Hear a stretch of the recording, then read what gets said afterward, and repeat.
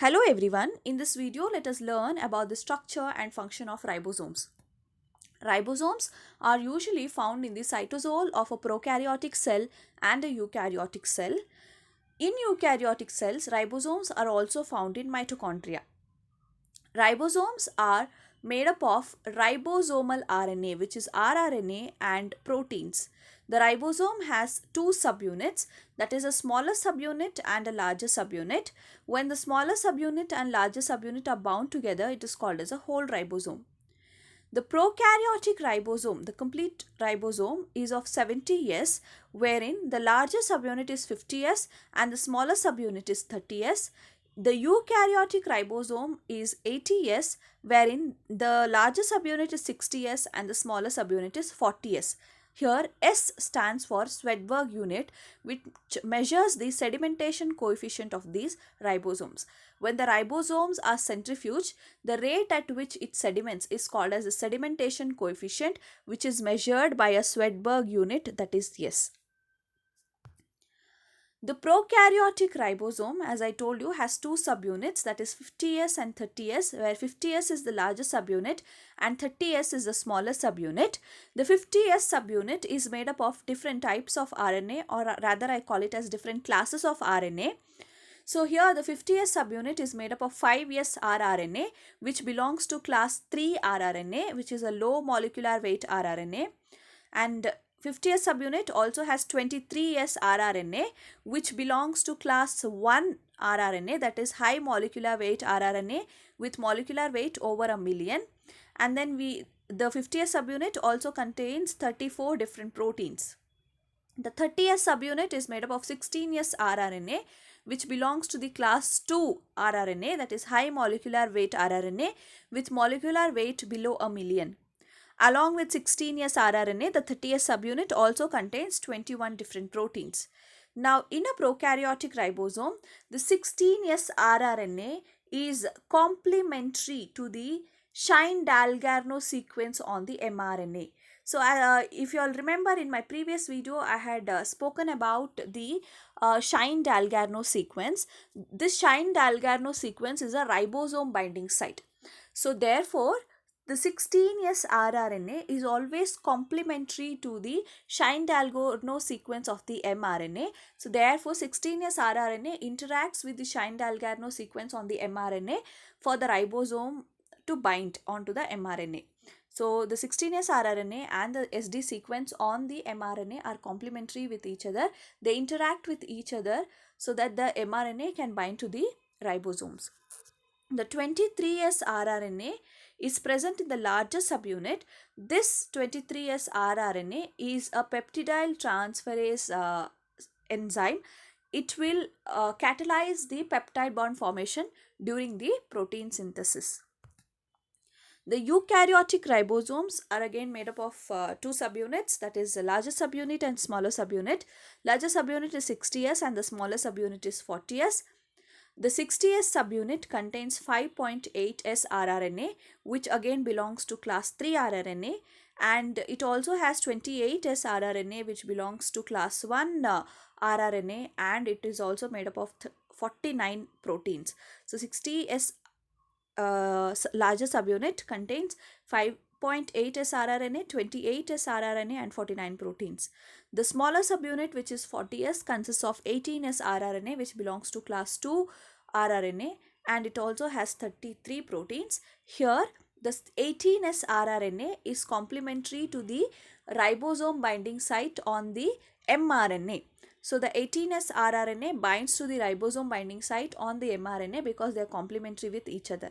And 28S rRNA is the RNA which has a peptidyl transferase enzyme activity, which helps in the catalysis of peptide bond formation between the amino acids during protein synthesis. Moving on into the detailed structure of the ribosomes, the smaller subunit of ribosome, both in eukaryotic cell and the prokaryotic cell, has three parts, that is head, platform and a base, and the larger subunit is having central protuberance, ridge, stalk and tunnel.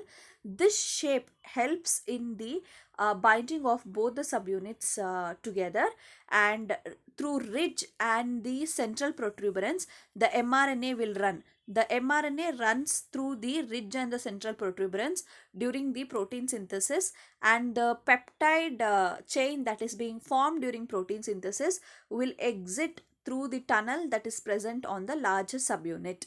So the larger subunit will bind to the smaller subunit.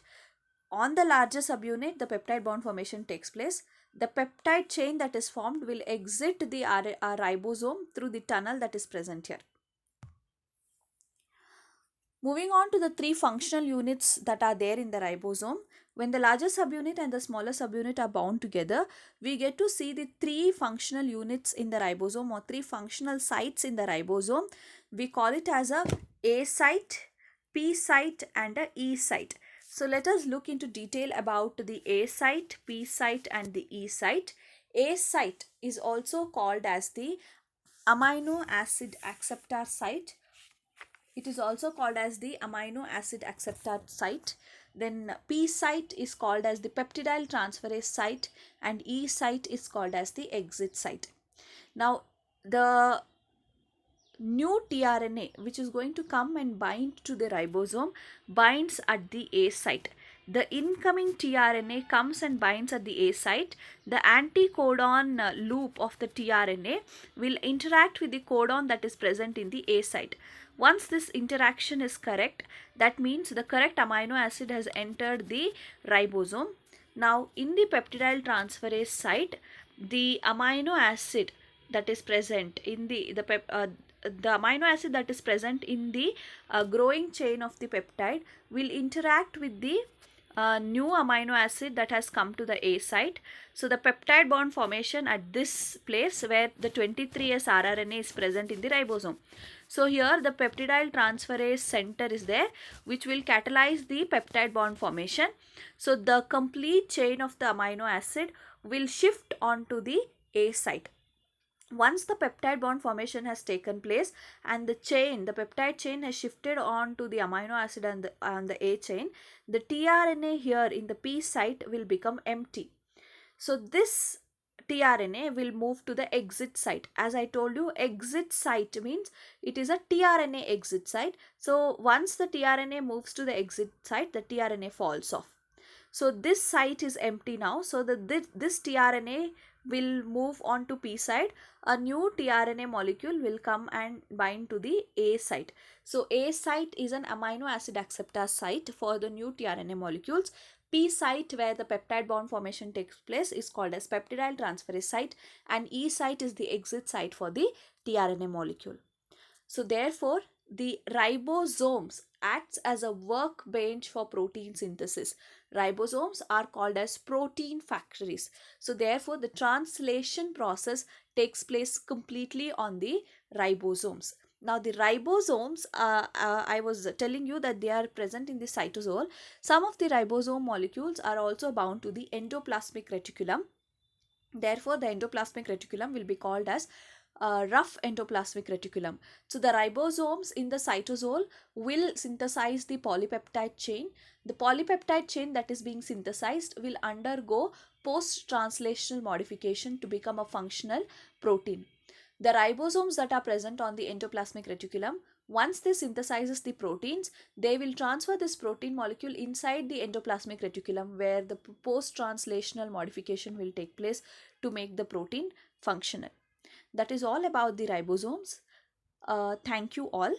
We will see in our next video. Thank you.